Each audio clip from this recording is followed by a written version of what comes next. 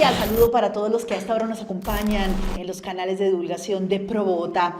ProBogotá ha convocado unas mesas de expertos en movilidad.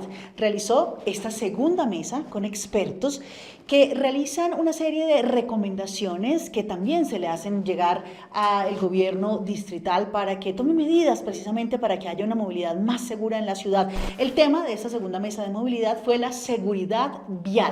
Y para hablar sobre este tema estamos con María Fernanda Ramírez. María Fernanda, gracias por acompañarnos. Ella es ingeniera civil, urbanista, experta en movilidad segura. Y vamos a empezar a hablar de cuáles fueron esas recomendaciones, cuáles fueron esos ejes de trabajo de esta segunda mesa de expertos en movilidad. Básicamente escogieron varios temas. El primero tiene que ver con la seguridad vial de los motociclistas, porque las cifras, lo que estamos viendo año tras año, es que aumenta el número de personas fallecidas en las vías que son motociclistas, que son también, que viajan como pasajeros en las motos o peatones que tienen accidentes con motociclistas. María Fernanda, ¿cuáles son esas recomendaciones y esos análisis que se hicieron desde la mesa de expertos para tratar de mejorar y de tener una movilidad segura para los motociclistas en Bogotá? Bueno, Arena, primero muchas gracias por votar por la invitación y por la invitación a trabajar en la mesa y este video podcast.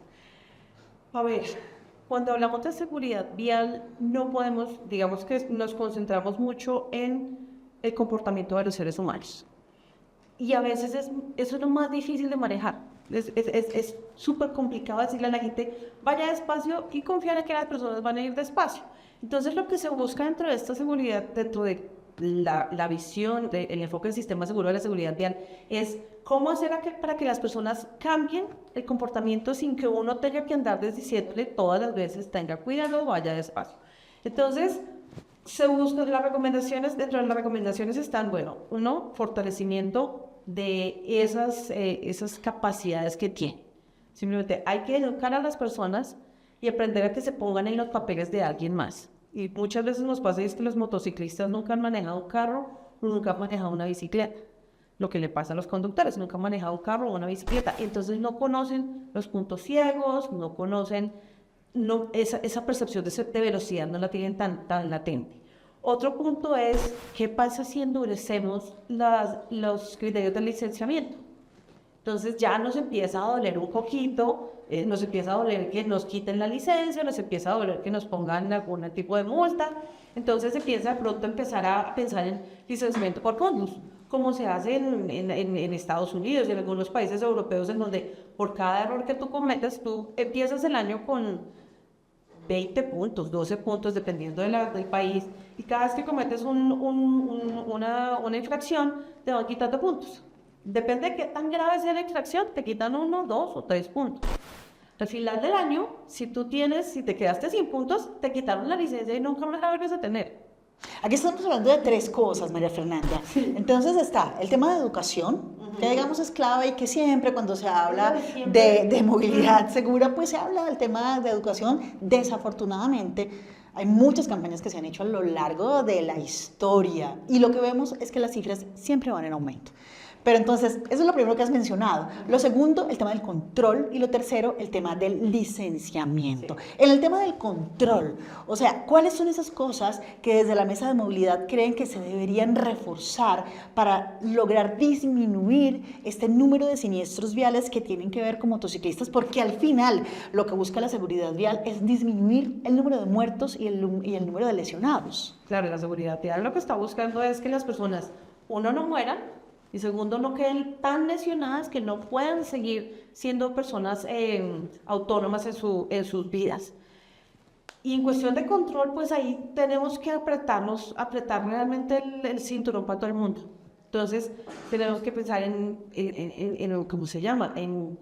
Están las cámaras por un lado, ¿no? Que en las cámaras, por favor, también le digan al motociclista, oye, usted va muy rápido, señora, usted va muy rápido, y entonces sí poderlos identificar. Entonces, como que no esté esa escapatoria de, es que yo iba detrás de un carro, es que la cámara me vio. No, eso no sucede. O sea, la cámara lo vio a usted, la cámara lo detectó a usted con su licencia y con su placa, usted está cometiendo una infracción. Y la otra es que entendamos cuáles son las infracciones. Porque ahorita nos está pasando y es que tristemente algunas reglamentación para motociclistas se volvió muy laxa.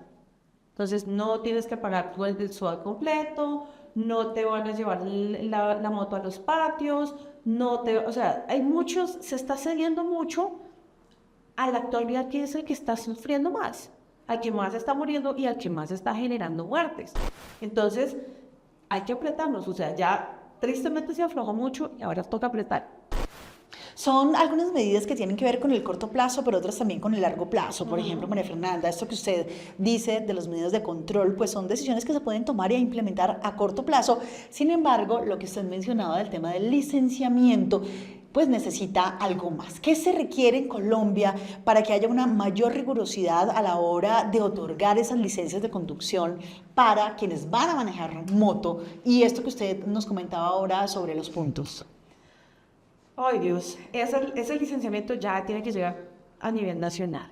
O sea, eso ya tiene que venir de un proyecto de ley, de algo que ponga el Ministerio de Transporte para decir, mire, empecemos a funcionar así. Y por otro lado, ahorita que me está preguntando de qué otra manera tenemos control, a nivel nacional también tenemos que mejorar las características de las motos. O sea, las motos son vehículos, las motos tienen que tener todos sus sistemas, se tienen que vender, se tienen que importar. Motos con frenos ABS, con controles electrónicos de estabilidad. Se tienen que exigir a los motociclistas que tengan su equipo de reflectivos, que tengan sus cascos. Tenemos que tener cascos buenos, porque muchas veces se venden los cascos, pero es el casco no cumplen con la reglamentación. Que no cumple con la reglamentación. Sí. En caso de un siniestro, no te va a salvar de nada. Entonces es un conjunto ¿cómo se llama? Pues es un sistema, es un conjunto de elementos en donde muchas veces, y tristemente los motociclistas lo ven como algo que me están atacando. Y en realidad es que los estamos intentando proteger. Entonces, ese es eso, déjese proteger, déjese poner licencia, déjese educar mejor. Por favor, ponga sus reflectivos, compre su chaleco con airbag, porque ya existen esos chalecos que en caso de siniestro se inflan. Compre un casco bueno, por favor. Entonces, es eso. Déjense proteger. Y otra cosa fundamental que también usted la mencionó ahora, María Fernanda, es el exceso de velocidad. O sea, según unos estudios de la Universidad de Johns Hopkins, 6 de cada 10 motociclistas en Bogotá exceden los límites de velocidad. Y esa es, digamos que una razón fundamental que aumenta el número de fatalidades. Frente a eso, ¿qué se discutió en la mesa de expertos? Bueno, en la mesa se discutió, creo que afortunadamente todos los que estábamos en la mesa coincidimos en que lo importante que hay que entender y que necesitamos que la población entienda es la velocidad mata. Eso sí es eso. O sea, no es que, mire, es que yo soy un poco más precavido, es que yo tengo más años de experiencia, no. La velocidad mata. El momento que a uno lo choquen, lo atropellen, se encuentre con una moto, con una bicicleta, a más de 50 kilómetros por hora, las probabilidades de morirse son muy altas.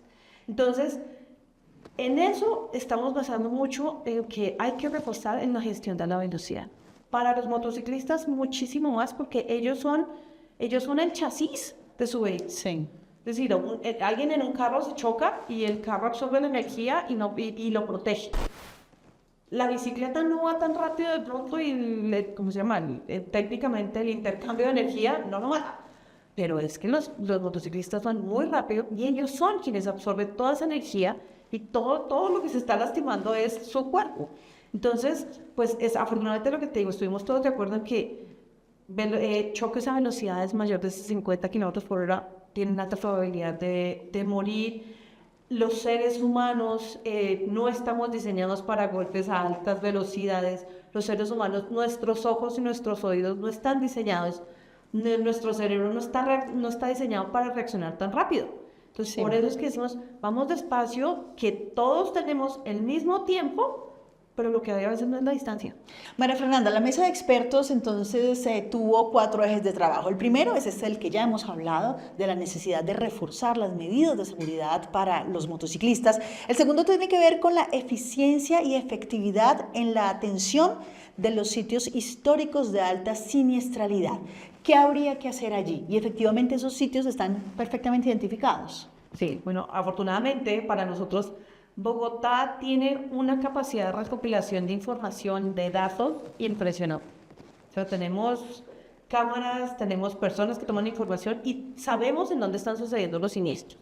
Lo más interesante, sabemos quiénes están siendo las víctimas, quiénes han sido, quiénes, vamos a decir, los causantes de esos choques, las horas, el tipo, el género de la persona, el tipo de choque, si fue por, no sé, que la superficie estaba patinosa, que había poca iluminación. Entonces, la recomendación fuerte ahí es, entendamos en dónde están sucediendo los siniestros, cómo están sucediendo, a qué horas están sucediendo y por qué. Y empezamos a analizar cómo se arregla. Entonces, venga, en esta intersección están cayendo muchos ciclistas, los ciclistas están teniendo siniestros a altas horas de la noche. Entonces, venga, hagamos un estudio con ciclistas, preguntamos, está oscuro, entonces necesita iluminación, la superficie está patinosa, entonces mejoremos el pavimento. Entonces, la idea no es que, y esto sirve para toda seguridad, es que no es que una solución te sirva para todo, sino analizar esos puntos, saber qué es lo que está pasando en los diferentes puntos, saber qué solución le sirve a cada una. Además, porque, María Fernanda, no siempre la culpa es del conductor. O sea, hay circunstancias externas que ocasionan también estos siniestros viales, pues que son fatales. Hay una cosa importante, Adriana, y es que cuando hablamos de sistema seguro, ya no hablamos del fútbol. Exactamente. Hablamos de responsabilidad compartida. Entonces es responsabilidad de quien va manejando un vehículo, responsabilidad de quien va manejando el otro o el peatón y la responsabilidad del resto. De quién hizo la política pública, de quién diseñó el carro, de quién diseñó la vía, quién puso la plata para hacer esa vía. Entonces sí, en realidad ya no miramos como que esta persona mató a esta otra persona, aunque es cierto, pero entonces hay que mirar es cómo sucedió todo para evitar que vuelva a suceder. Entonces, por eso hablamos de sistema, trabajo en conjunto de elementos y responsabilidad compartida. Ese sistema de movilidad segura en el que se identifica la relevancia, además de la infraestructura segura. De eso también se habló mucho en la mesa de expertos. Es decir, por un lado el control, por otro lado el control de la velocidad, por otro lado el tema de la educación, pero ese papel fundamental que está jugando la infraestructura, que no se diseña teniendo en cuenta las necesidades o el tipo de vía o para qué va a usar la vía, y que de alguna manera lo que se prioriza es la posibilidad de tener unas vías cada vez más veloces. Ese es un problema tan viejo como las ciudades, y es quienes diseñaron las vías, quienes diseñan las vías son los ingenieros. Yo soy ingeniero. Ahí viene un grave error. Y es que a nosotros como ingenieros nos enseñan a diseñar las vías con algo que se llama el nivel de servicio. Una vía funciona mucho mejor entre mejor nivel de servicio tenga. Es decir, mientras más rápido sea. Entre más rápido, entre la gente menos se acumule, entre menos cola haya, sí. Y entre menos densidad, o sea, entre menos carros lleguen al mismo tiempo, mejor. Pero resulta que eso se diseñó, esos manuales con los que se diseñó el nivel de servicio era para diseñar autopistas. Y como en muchos países alrededor del mundo no había manuales, entonces dijeron, cojamos este, y con eso mismo, con el mismo criterio de diseño de las autopistas, se diseñó la calle del frente de tu casa, la calle del frente de la mía, la del frente de un colegio y un hospital. Entonces se diseñaron sobredimensionadas, dando esa sensación de poder correr. Entonces son vías anchas, son radios de giro como en las carreteras que son grandísimos y uno no tiene que disminuir la velocidad. Entonces está muy bien, digamos que Bogotá está, sabemos que existen esos profesionales que están realmente formados en eso, en que tenemos que pensar en calles más angostas, en espacios para los peatones, pero entonces hay que multiplicar ese conocimiento. Es decir, sabemos que los profesionales en Secretaría de Movilidad están ahí, pero necesitamos que toda Secretaría de Movilidad entienda eso, que no hay que diseñar como autopista para la velocidad, sino para peatones, para ciclistas, para personas que están en bus, para niños, niñas, abuelitos, personas con discapacidad, que no es algo que se enseña muy fácilmente en las escuelas de ingeniería.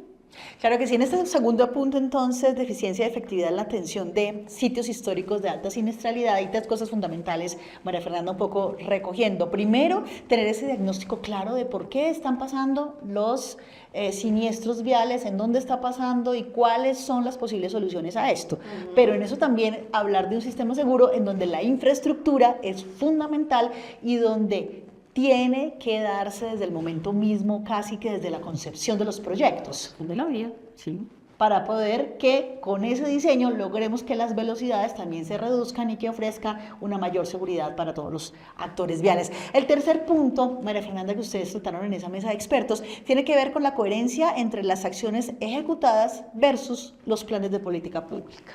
Ahí, ¿qué es lo que está pasando? ¿Cuál es un poco como esa desconexión que ustedes encontraron en algunos frentes que no permiten que haya esa sincronización de los elementos pues, que deben juntarse para asegurar el éxito de una política pública de seguridad vial? Pues retomando de lo que estábamos hablando ahorita, precisamente es decir, sabemos que existen los profesionales que saben de seguridad vial. Muchos expertos han estudiado, se han capacitado, han estado ahí en el lugar y son ellos quienes diseñan la política pública.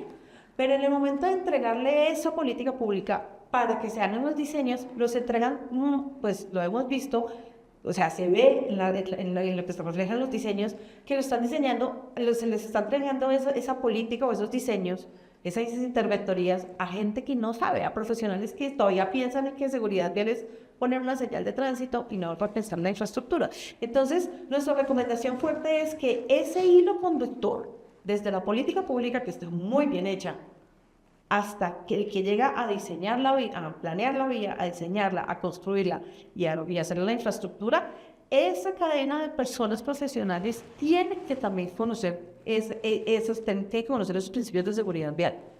No es que el manual, porque también hemos visto, hay muchos manuales de diseño que están pensados en velocidad. Sí. Entonces, las obras públicas, nuestras vías, no las acepta la interventoría si no las sigue este manual. Pero este manual es peligroso, este manual incita a velocidad. Entonces, eso es lo que nosotros decimos, que haya un hilo conductor entre la política pública y el que diseña y que esos manuales de diseño estén actualizados. Porque estamos viendo que están usando ese manual de diseño de autopistas de la vía del frente de tu casa. Claro, como las vías arteriales de los barrios tuvieran esas mismas características. Que las vías, que cada vía está diseñada para lo que sirve. Entonces, unas son para correr, perfecto, hagamos una especie de autopista. Y que por ahí no pasan peatones, no cruzan. Exacto. Pero entonces hay otras que son las secundarias, las terciarias, las primarias, las barriales, las escolares, las comerciales. Esas son otra cosa. Ahí hay peatones, ahí hay personas interactuando. Entonces, esas tienen otro tipo de diseño, tienen otra política pública y tienen otros manuales.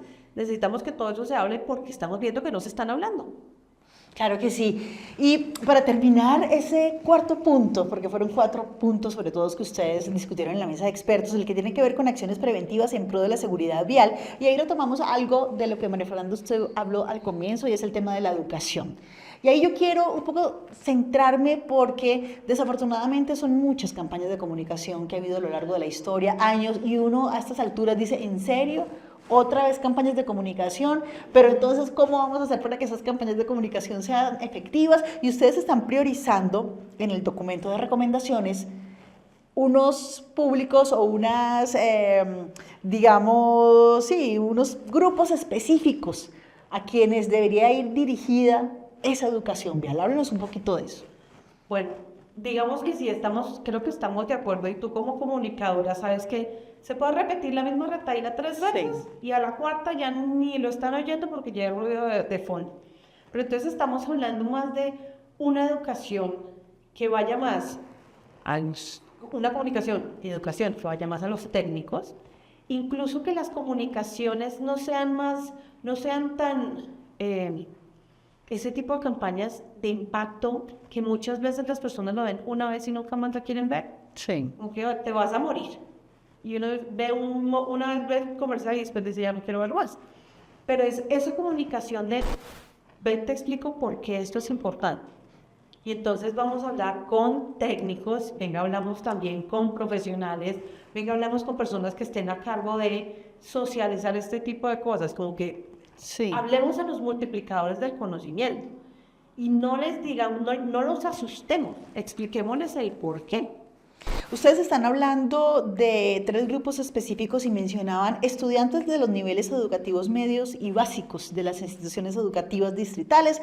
Hablan también de funcionarios públicos, que usted acaba de mencionar, María Fernanda, actores del sector privado que participan en el diseño y construcción de la infraestructura vial. Y también ustedes están hablando de los conductores profesionales de vehículos pesados, como buses de transporte público, y camiones de carga que también presentan altas cifras de siniestralidad. Sí, para eso, bueno, desde el punto de vista de transporte público, sabemos que Transmilenio ha entrenado y profesionalizado a sus conductores y tiene la tecnología para detectar comportamientos peligrosos. Sabemos que Transmilenio entrena a sus conductores para conducir con el objetivo de proteger la vida. Sí. Es decir, si ve a un humano, frene. Y frene como usted, señor profesional, conductor profesional, sabe frenar, porque si frena muy duro, se lleva los 200 que llevan en el Transmilenio con usted, adiós. Y también tiene la tecnología. Sabemos que Transmilenio tiene cámaras que detectan el adormecimiento de los conductores, si encuentran microsueños, entonces hay alarmas que les dicen, oiga, usted ya está como muy dormidito, pensemos en algo. Entonces, digamos que ese el fortalecimiento de esas capacidades para Transmilenio, muy bien. Ahora, los trabajadores de carga, es interesante también explicarles la responsabilidad dentro de todo el sistema seguro y explicarles que, y de nuevo, es cómo interactúan con el resto de los usuarios, porque tienen vehículos que son más pesados, o sea, desarrollan mayor energía más rápido y a menor velocidad. Sí. O sea, es diferente que un carro te atropella a 50 kilómetros por hora a que una tractomula. Es completamente diferente. Entonces, que entiendan la magnitud de esos impactos. Por otro lado, que entiendan que esos carros tienen unos puntos ciegos gigantes. Entonces, entienda que a usted no está viendo a la mitad de la gente que tiene alrededor. Y la otra, y esto es algo como un poco más técnico, y es entender que algunos diseños de esos camiones generan túneles de viento que succionan a los ciclistas y a los motociclistas cuando... Sí, es en ese efecto físico. El efecto Venturi. Entonces, es decir, entienda cómo va a ser su circulación con otros actores viales para que mida sus consecuencias y entienda que sus acciones a veces no es que los asuste, es que los puede matar. Entonces, es entender eso. Entonces, digamos que por un lado estamos bien, Transmilenio, los SITP tienen sus herramientas, y eso lo aplaudimos también en la mesa, dijimos, eso está muy bien, pero lo que te digo, la carga es modernizar la carga, modernizar el tipo de vehículos que sean seguros, pero también que los conductores entiendan cuál es su responsabilidad dentro del sistema de eso. ¿Qué se va a hacer con estas recomendaciones ahora, María Fernanda? Se hizo la jornada de trabajo, se hacen las recomendaciones, se elabora un documento técnico muy claro con diagnóstico, con cómo desarrollar cada una de esas recomendaciones, qué cosas se obtendrían en beneficio de la seguridad vial si se ponen en marcha esas recomendaciones. Esto se le presenta al gobierno distrital, qué tipo de diálogo hay con la Secretaría de Movilidad para que estas discusiones, que son de las personas que saben del tema como usted y como las otras más de 20 que están sentadas en esa mesa, y que lleguen a estas discusiones precisamente porque hay una necesidad clarísima e inminente de poder solucionar este problema que ocasiona tantas muertes y que es un problema de salud pública. Bueno, ahí lo importante es estar en contacto, y afortunadamente Pro Bogotá y el grupo del que estamos de expertos pues somos cercanos a la Secretaría de Movilidad, y pues la Secretaría de Movilidad, Claudia Díaz, José Segundo, el director de seguridad vial, son personas que saben mucho de seguridad vial. Esa es prácticamente su área de experticia. Pero pues aquí es la sociedad civil participando y son 20 o más cabezas echándole coco, buscando solución, buscando apoyar cómo se puede arreglar este problema, pues precisamente para que sea una solución entre todos, interdisciplinaria, intergeneracional, diferentes experticias. Entonces, ahí sabemos que este es un problema realmente latente que nos está afectando a todos pues queremos colaborar con el gobierno distrital. Muchas gracias, María Fernanda. Eso es lo importante, generar incidencia en las decisiones de política pública que puedan ayudar a resolver los problemas de la ciudad, a resolver los problemas de la región, para que todos podamos vivir en una mejor ciudad, en una ciudad más segura para todos y en una ciudad en donde podamos movernos por nuestras calles, por nuestras avenidas, ya sea a pie, en carro, en moto, en bicicleta, como uno quiera moverse y haya mejor seguridad que le permita estar a uno más tranquilo. De modo que esta era la segunda mesa de expertos de movilidad que ha convocado Pro Bogotá. Durante el resto del año se harán 2 mesas más hablando de los diferentes temas que pueden ayudar a que tengamos unas vías y unas calles mucho más seguras en nuestra ciudad. Muchas gracias a ustedes por acompañarnos y nos vemos pronto nuevamente.